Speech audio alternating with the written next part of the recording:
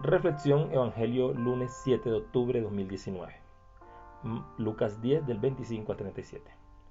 Hoy también tenemos una parábola interesante que Jesús nos presenta para hablar de quién es Dios y de cómo es su corazón lleno de misericordia. En aquel tiempo se levantó un maestro de la ley y preguntó a Jesús para ponerlo a prueba: Maestro, ¿qué tengo que hacer para heredar la vida eterna? Él le dijo: ¿qué está escrito en la ley?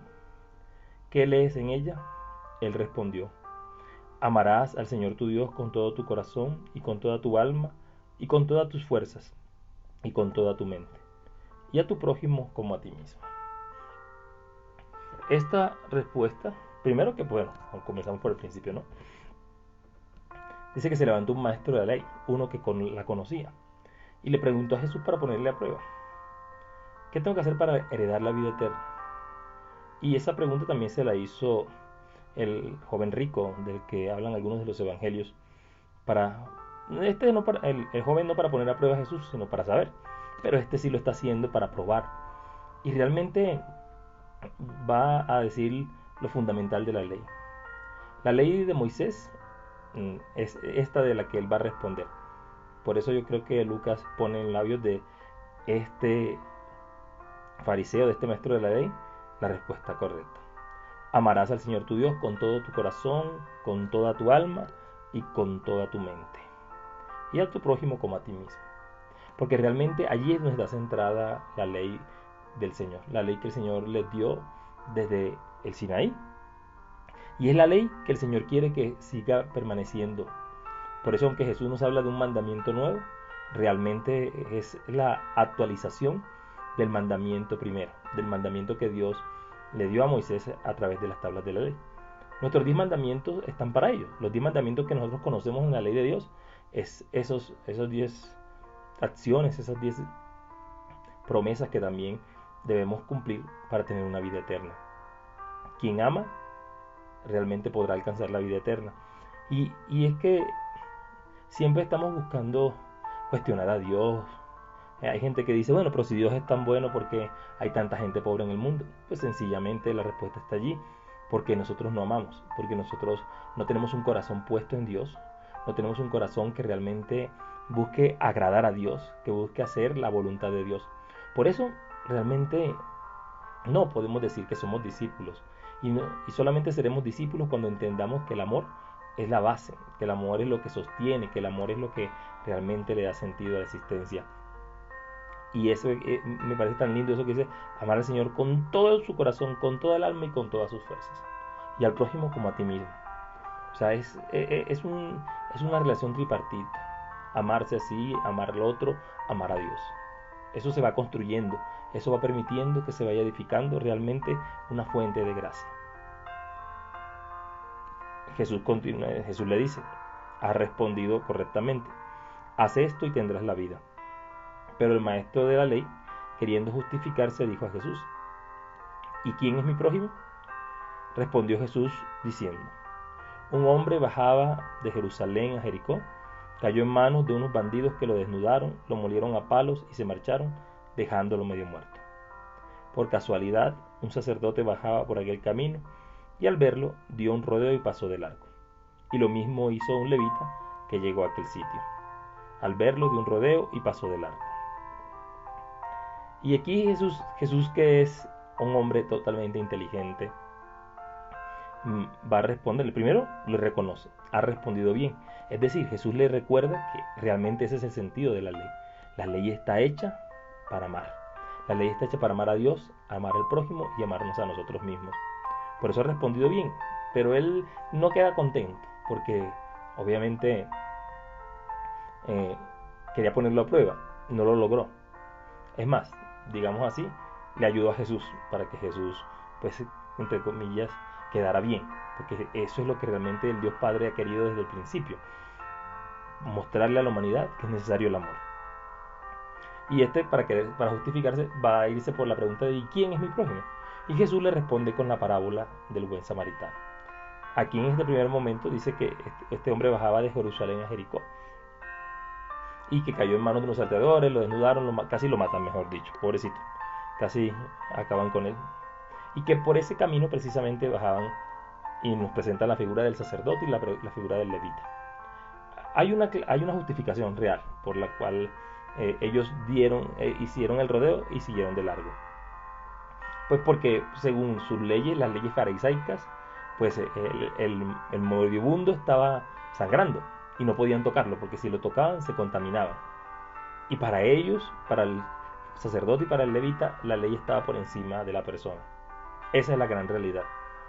Por eso ellos no se van a atrever a tocarlo, ni siquiera, por eso dan un rodeo, porque a no sé cuántos metros, kilómetros, si lo tocaban, terminaban contagiándose, contaminándose. Entonces, ellos obviamente no lo iban a hacer. ¿Por qué? Porque para esos hombres, como para mucha gente, aún en nuestra iglesia, aún sacerdotes, seminaristas, religiosos, religiosas, laicos, muchas veces la ley está por encima del ser humano. Y eso es lo que Dios no quiere. Y eso es lo que Jesús ha venido a enseñarnos, a explicarnos. Y por eso continúa la parábola diciendo: pero un samaritano que iba de viaje llegó a donde él estaba y al verlo se compadeció y acercándose le vendó las heridas, echándoles aceite y vino. Y montándolo en su propia cabalgadura, lo llevó a una posada y lo cuidó.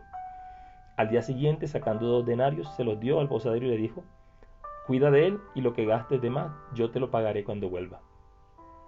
¿Cuál de estos 3 te parece que ha sido prójimo del que cayó en manos de los bandidos? Él le dijo: el que practicó la misericordia con él. Y Jesús le dijo: anda y haz tú lo mismo.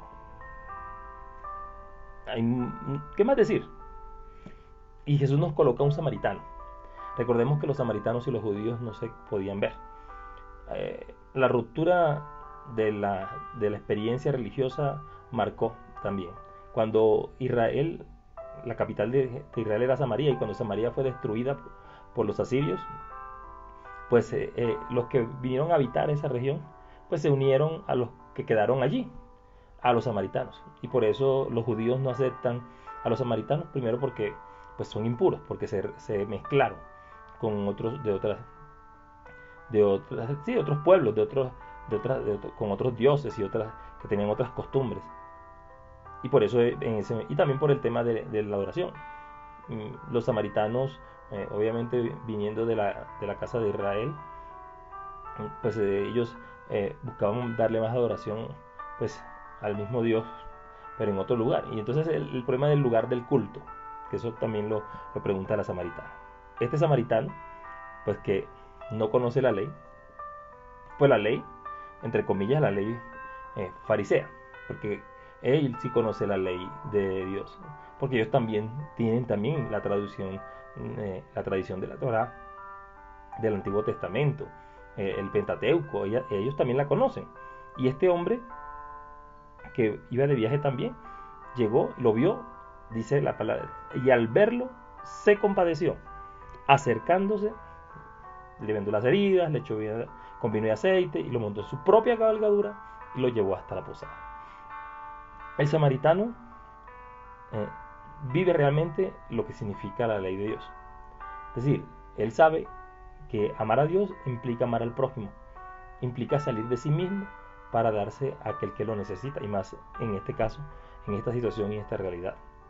Tendríamos nosotros que preguntarnos si realmente nosotros, a veces nosotros somos más sacerdotes, levitas, que nos agarramos de las reglas, de las normas, para no tener misericordia con los que lo necesitan. El samaritano no lo pensó mucho y hizo lo que el corazón y lo que la misericordia de Dios le puso en su ser, y fue ayudar al pobre que estaba ahí medio muerto. Y no contento con eso, saca su propio dinero, paga para que lo cuiden. Y bueno, Jesús le hace esa pregunta al maestro de ley: ¿cuál de los 3? Y eso es obvio: el que practicó la misericordia con él. Y Jesús, ¿qué le dice? Ves, anda y haz tú lo mismo. Y eso mismo nos dice hoy a nosotros: anda y haz tú lo mismo. Realmente es muy difícil a veces hacer la misericordia de Dios. Nos da miedo, nos da vergüenza, nos da pena, todo nos da.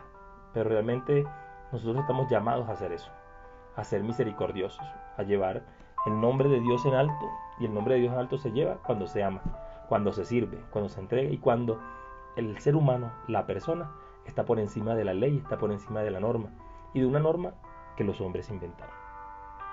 Pidámosle al Señor Jesús que nos regale la gracia de poder realmente ser misericordiosos como el Padre de los cielos lo es, como el mismo Jesús lo es. Eso es lo que necesitamos.